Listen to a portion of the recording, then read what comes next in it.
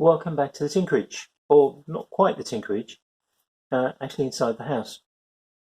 I thought I'd just give you an update on 3D printing journey, because it's been quite a while and you may be wondering what's been going on. Well, as you can see, still got the 3D printer. Last summer did make some progress to get it working. I think the most ambitious item that I had to go at printing was this pencil pot, looking like sort of dragon skin. You might not be able to see on the camera, there's quite a lot of defects. I had quite a few issues.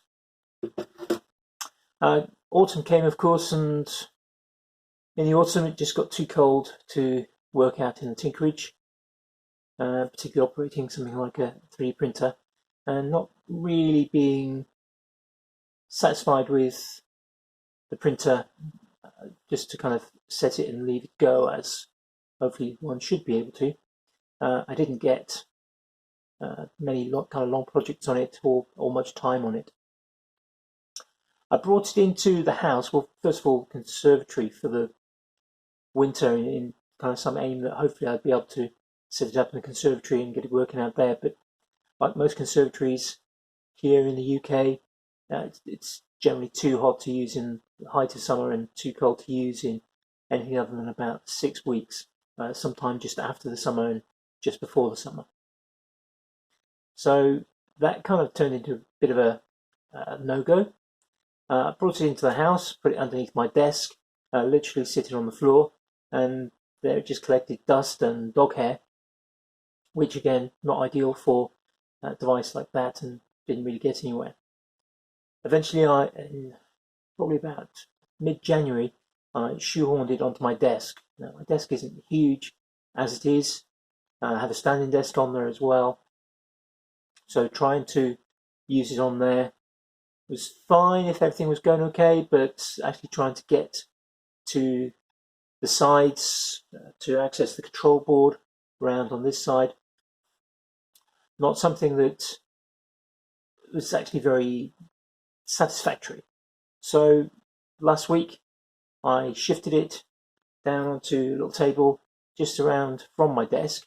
It's not ideal positioning, but it is higher up and I can access things. So where have we got to with the printer? Well, last year it wasn't printing very satisfactory. Sometimes it was kind of okay, but it seemed more like something to do with the kind of direction of the wind, and possibly out in the Tinkerage. That could well have been the case. I had quite a few disasters over the last month trying to get things to print. I have a box down here, a little sweet box, where I'm keeping kind of the scraps. Maybe one day I'll have a go at extrusion of my own filament. So I've got quite a bit of scrap to get started with on that. But with the help of some good friends who are, dare I say, experts within kind of sort of 3D printing, I've been able to make quite a bit of progress. One of the key things was to change the original extruder, which was literally just this plastic piece with, there is a tiny little guide wheel inside there, which you probably won't be able to make out alongside. It's kind of inside there. There we go. Against this cogged wheel. Extrusion was definitely an issue.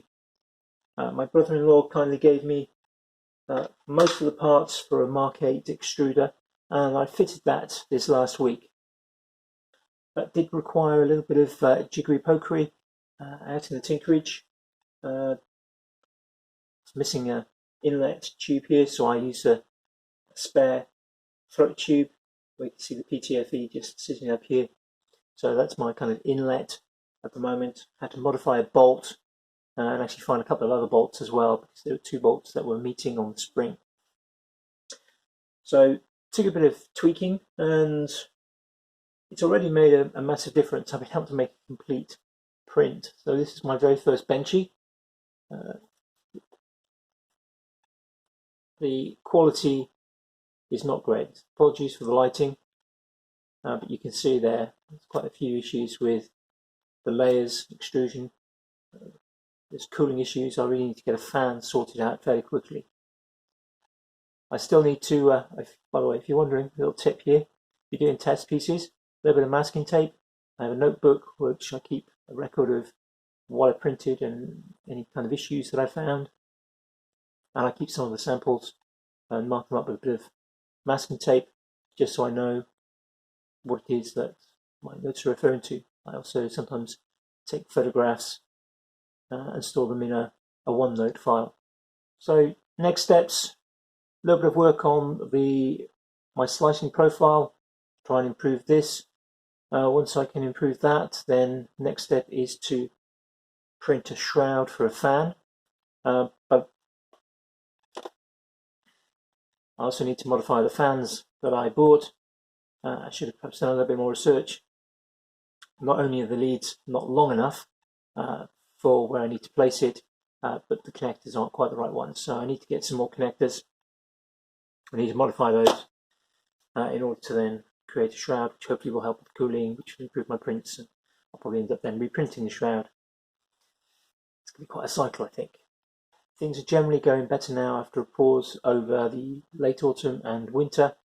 And I'm hoping over the next few weeks that I can get some massive improvements made, make some spare parts, well, not such spare parts, but make some parts that will help improve the quality of the print.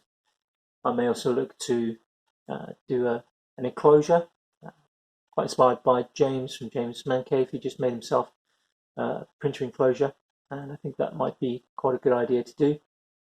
Make it a bit quieter in here, as this is kind of one of the main rooms for the family. So there's the update on the journey. Hopefully I'll have some videos related to parts coming up, and thank you for watching. Tune in next time as the journey continues. Bye for now.